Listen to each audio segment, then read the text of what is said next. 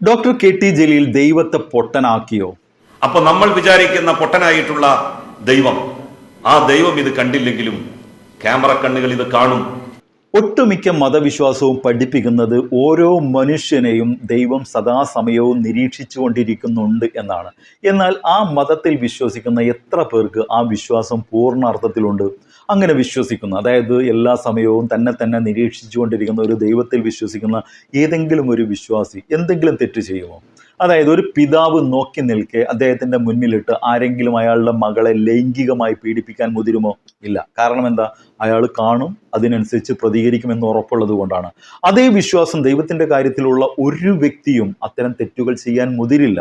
പീഡനങ്ങൾ നടക്കാനിടയുള്ള, നിയമലംഘനങ്ങൾ നടക്കാനിടയുള്ള സ്ഥലങ്ങളിൽ, അതെവിടെയായാലും ആരാധനാലയങ്ങളോ മതപഠന കേന്ദ്രങ്ങളോ റോഡോ എവിടെയാവട്ടെ, അവിടങ്ങളിലെല്ലാം നിങ്ങൾ CCTV ക്യാമറകൾ സ്ഥാപിച്ചു നോക്കൂ, അല്ലെങ്കിൽ AI സംവിധാനങ്ങൾ സ്ഥാപിച്ചു നോക്കൂ, പിന്നീട് അവിടങ്ങളിൽ പീഡനം നടക്കാൻ സാധ്യത ഒട്ടുമുണ്ടാവില്ല.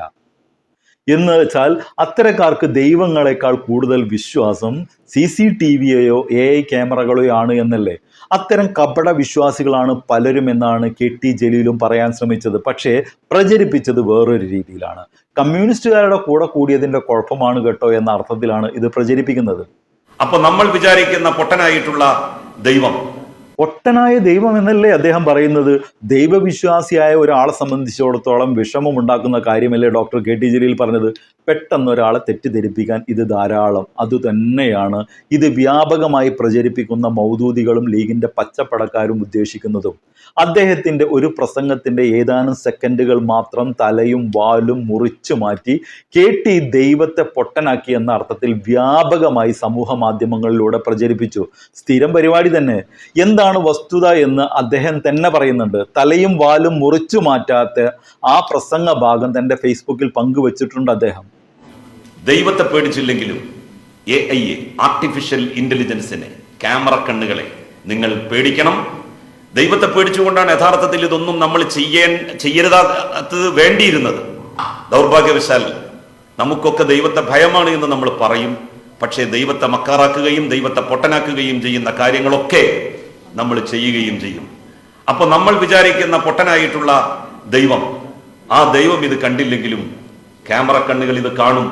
ആർട്ടിഫിഷ്യൽ ഇന്റലിജൻസിലൂടെ നമ്മളുടെ തെറ്റുകുറ്റങ്ങൾ അത് പ്രക്ഷേപിക്കപ്പെടുമെന്നുള്ള ബോധം നിങ്ങൾക്ക് ഓരോരുത്തർക്കും ഉണ്ടാകണം. കൂടെ ഈ പ്രചരണം നടത്തിയവർക്കുള്ള ചുട്ട മറുപടിയും അദ്ദേഹം നൽകുന്നുണ്ട്. ആ കുതന്ത്രങ്ങൾ കൊണ്ടൊന്നും കുലുങ്ങില്ല. സ്ഥലം വളാഞ്ചേരി കമ്മ്യൂണിറ്റി ഹാൾ. തീയതി ഓർമ്മയില്ല.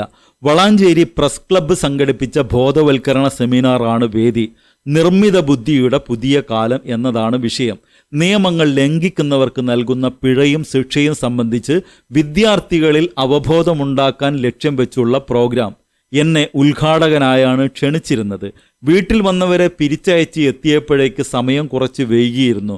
അന്നത്തെ പ്രസംഗത്തിൻ്റെ വാലും തലയും വെട്ടിമാറ്റിയ വീഡിയോ ക്ലിപ്പിംഗ് ആണ് എൻ്റെ എതിരാളികൾ വ്യാപകമായി ദൈവത്തെ പൊട്ടനാക്കി എന്ന നിലയിൽ പ്രചരിപ്പിക്കുന്നത്. അതിൻ്റെ മുന്നും പിന്നുമുള്ള പ്രസംഗ ക്ലിപ്പിംഗ് ഇതോടൊപ്പം ചേർക്കുന്നുണ്ട്. ഉദ്ഘാടന പ്രസംഗത്തിൽ ഞാൻ പറഞ്ഞ കാര്യങ്ങൾ ഇങ്ങനെ: ലോകത്ത് മഹാഭൂരിഭാഗവും ദൈവവിശ്വാസികളാണ്.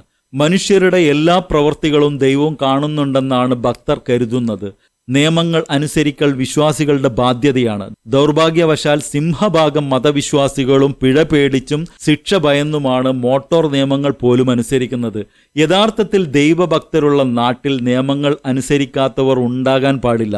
അവർ കുറ്റങ്ങളിൽ നിന്ന് അകന്നു നിൽക്കുന്നത് ദൈവഭയത്താലാകണം. നമ്മളൊക്കെ വിചാരിക്കുന്നത് നമ്മൾ വലിയ തന്ത്രശാലികളാണ് എന്നാണ്. നമ്മുടെ അത്രയൊന്നും സൂത്രവും ബുദ്ധിയും ദൈവത്തിനില്ലെന്ന് കരുതുന്നവരും ധാരാളമുണ്ട്. പടച്ചോൻ ഒരു പൊട്ടനാണെന്നാണ് നല്ലൊരു ശതമാനം ആളുകളും വിചാരിക്കുന്നത്. ദൈവത്തെ ഭയമാണെന്ന് നമ്മൾ പറയും. എന്നാൽ ദൈവത്തെ മക്കാറാക്കുകയും പൊട്ടനാക്കുകയും ചെയ്യുന്ന പ്രവർത്തികൾ ചെയ്യുകയും ചെയ്യും. ആ പൊട്ടനായ ദൈവത്തിൻ്റെ കണ്ണു വെട്ടിക്കാൻ പറ്റിയാലും നിർമ്മിത ബുദ്ധിയുടെ ക്യാമറ കണ്ണുകളെ വെട്ടിക്കാൻ നമുക്കാവില്ല. കാരണവന്മാർ പറയുന്ന ഒരു ചൊല്ലുണ്ട്: പടച്ചോനെ പേടിച്ചില്ലെങ്കിലും പടപ്പുകളെ പേടിക്കണമെന്ന്. ദൈവഭയം കുറയുമ്പോഴാണ് സമൂഹത്തിൽ കുറ്റകൃത്യങ്ങൾ വർദ്ധിക്കുക. വിശ്വാസം ഒരു ഉപജീവനമാക്കി മാറ്റാനാണ് മതം വിറ്റ് ലാഭമുണ്ടാക്കുന്ന നല്ലൊരു ശതമാനത്തിൻ്റെയും താല്പര്യം. ജമാഅത്തെ ഇസ്ലാമിക്കാരും ലീഗിലെ തീവ്രരുമാണ് സന്ദർഭത്തിൽ നിന്ന് അടർത്തിയെടുത്ത എൻ്റെ പ്രസംഗ ക്ലിപ്പിംഗ് വ്യാപകമായി പ്രചരിപ്പിക്കുന്നത്. ഇതുമായി ബന്ധപ്പെട്ട് ചേർത്ത് പറയേണ്ട ചില കാര്യങ്ങളുണ്ട്. ഇത്തരം ഹീനമായ ശ്രമങ്ങൾ കൊണ്ട് എന്നെ നിശബ്ദമാക്കാമെന്ന് കരുതേണ്ട. ഞാൻ മതവും രാഷ്ട്രീയവും കച്ചവടം ചെയ്തല്ല ജീവിക്കുന്നത്. വിശ്വാസത്തിൻ്റെ പേരും പറഞ്ഞ് ഒരാളിൽ നിന്നും പിരിവും നടത്തിയിട്ടില്ല. എനിക്ക് ശരിയെന്ന് തോന്നുന്ന കാര്യങ്ങൾ തുറന്നു പറയാൻ യാതൊരു മടിയുമില്ല. ഇത്തരം ഉമ്മാക്കിക്കാട്ടി എന്നെ അങ്ങ് മൂക്കിൽ കയറ്റിക്കളയാമെന്ന് ആരും വിചാരിക്കേണ്ട. എൻ്റെ പരലോക വിജയത്തിൻ്റെ താക്കോൽ ഒരാളുടെയും അമ്മിയുടെ ചുവട്ടിലല്ല. ആ ഓർമ്മ കള്ളപ്രചാരകർക്ക് ഉണ്ടായാൽ അവർക്കു നല്ലത്. മറ്റൊരു വീഡിയോ ആയിട്ട് വരുന്നവരെല്ലാവർക്കും ഗുഡ് ബൈ.